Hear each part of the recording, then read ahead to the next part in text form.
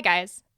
This might be more of a female problem, but in an age when leftists are wholly governed by emotion and the right sometimes becomes too cerebral, it seems to be increasingly difficult to decide when to deal with an issue intellectually and when to deal with an issue emotionally. Of course, most decisions require the use of both. Still, I have a serious problem with this. I think things to death, analyzing every possible angle, and ultimately get analysis paralysis and have to partially rely on my gut instinct to help me navigate an issue anyway. Additionally, I often approach situations that should be treated with compassion or a more human approach through obsessive data analysis. And while this can be helpful in forming an objective assessment of a given situation, I have to remember not to lose my humanity no matter how damning said statistics may be. I know a lot of you will disagree with me here, but I think divorce statistics are a good example.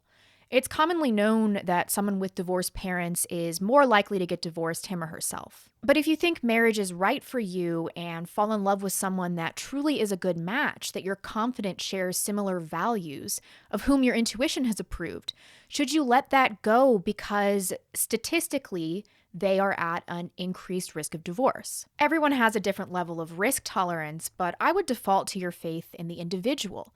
It's possible that in their specific circumstance, their experience with divorce has given them a deeper understanding of the damage it causes, and maybe for them, that makes them less of a risk despite the statistics. I demonstrate this because on the left and the right, we seem to have a problem with finding balance.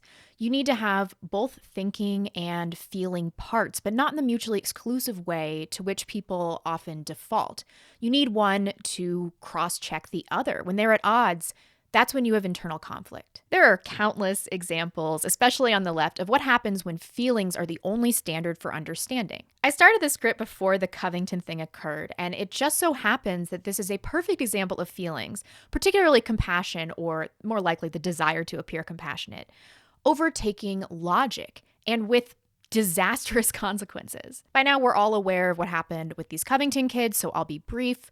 A group of mega hat-wearing teenage boys were seemingly mocking a Native American elder at the March for Life. Of course, we all now know that these boys were actually the victims, but not before they were slandered by the media, doxxed by Twitter mobs, and their future career possibilities very likely destroyed. When I first saw the footage of this, I knew that there was more to the story because racism against minorities is clearly not a problem in this country, which is why it routinely needs to be manufactured. And because of the media's treatment of me, I know personally how little they can be trusted, so I approached this footage with a healthy amount of skepticism, although I will admit that as presented, I didn't see much wrong with it. Nonetheless, much to my chagrin, other folks that are purportedly free thinkers failed miserably to address this with the same amount of healthy skepticism and jumped to the conclusion that these were racist young white boys that in no way, shape, or form represent the rest of us. Most of the folks on the right that did this, and on the left for that matter, have backpedaled, which I credit them for. When we make mistakes, we have to admit we were wrong, and I definitely have done that too. But really, the damage was done. Now, why did they do this?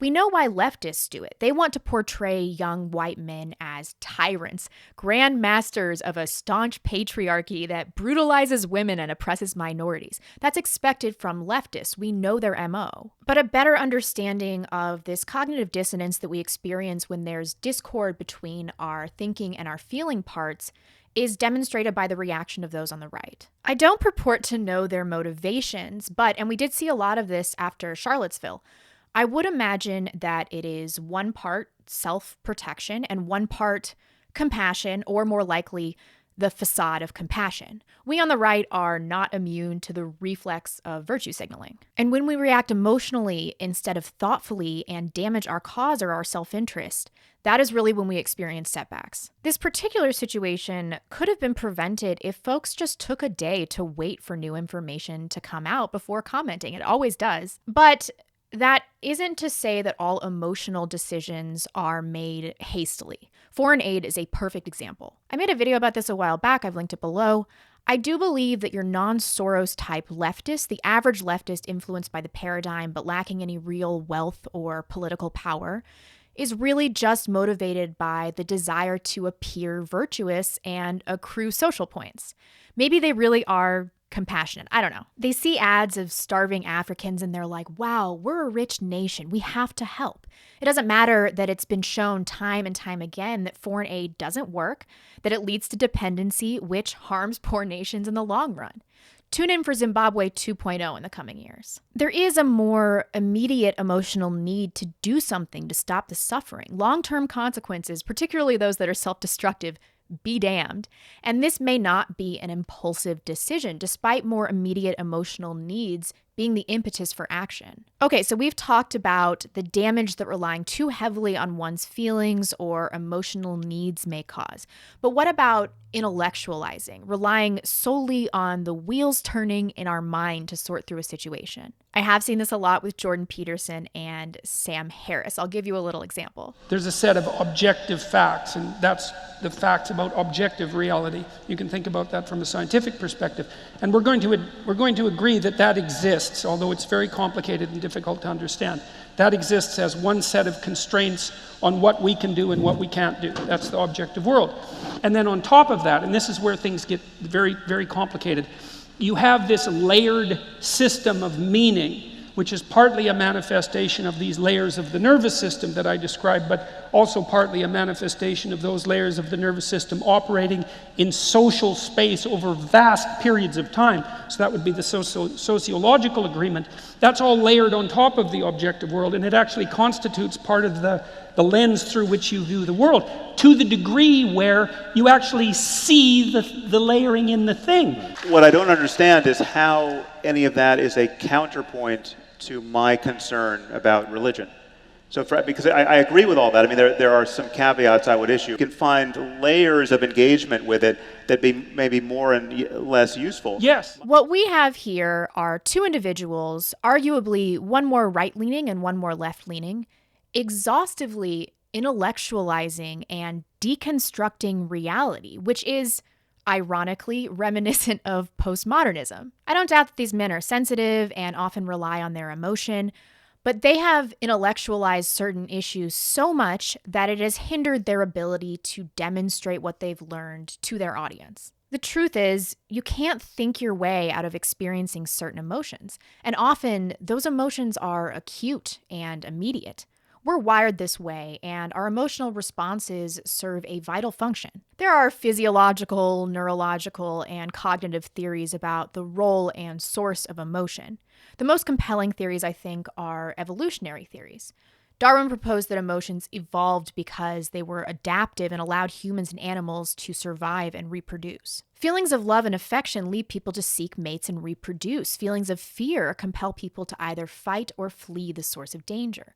According to the evolutionary theory of emotion, our emotions exist because they serve an adaptive role. Emotions motivate people to respond quickly to stimuli in the environment, which helps improve the chances of success and survival. Of course, this doesn't explain maladaptive emotional responses like gleefully giving up national sovereignty to foreign invaders or pointlessly giving up vital resources to nations that are too corrupt to be improved upon.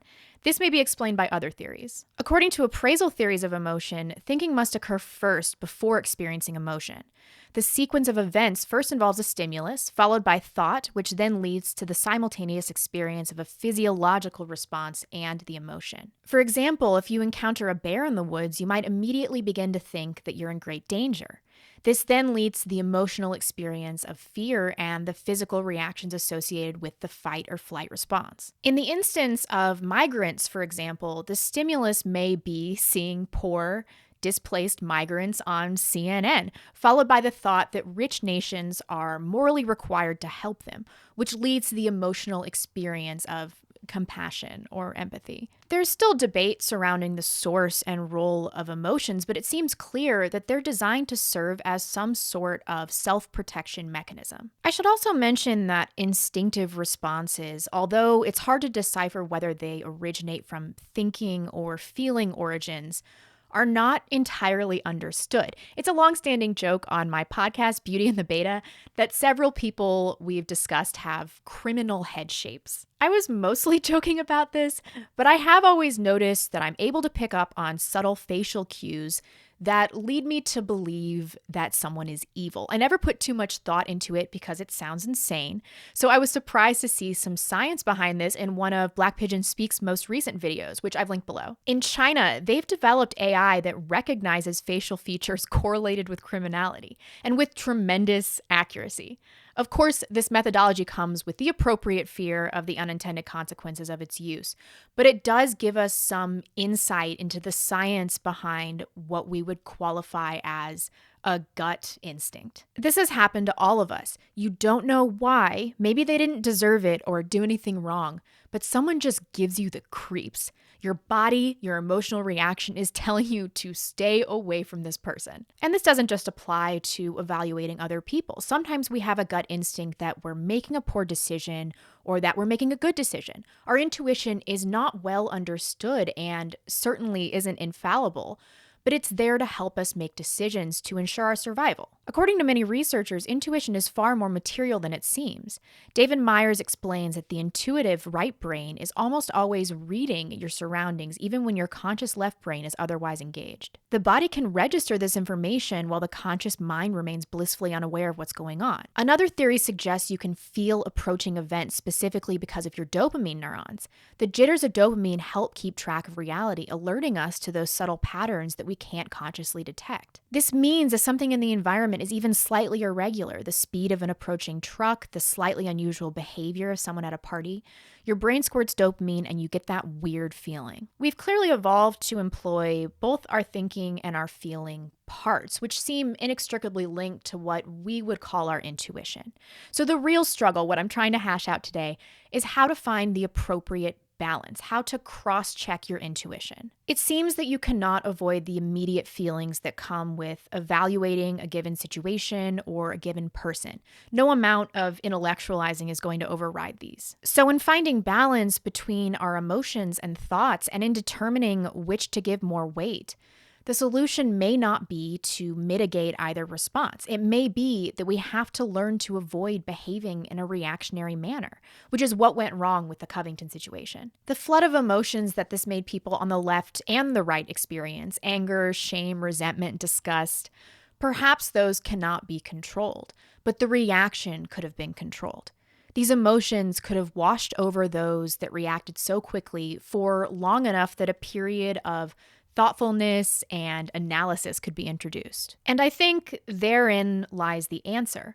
When we're faced with this dilemma, we likely will have an instinctive feeling first or an emotional response. We should sit with that for a while, try to understand its source, try to understand our own feelings. Then in the waiting period, we should start to analyze, bring in data, concrete understanding that can be put up against our intuition or feelings. In that way, I think we can make better, less reactive decisions, and most importantly, less self-destructive ones. Thanks, folks, and I'll see you soon. Bye.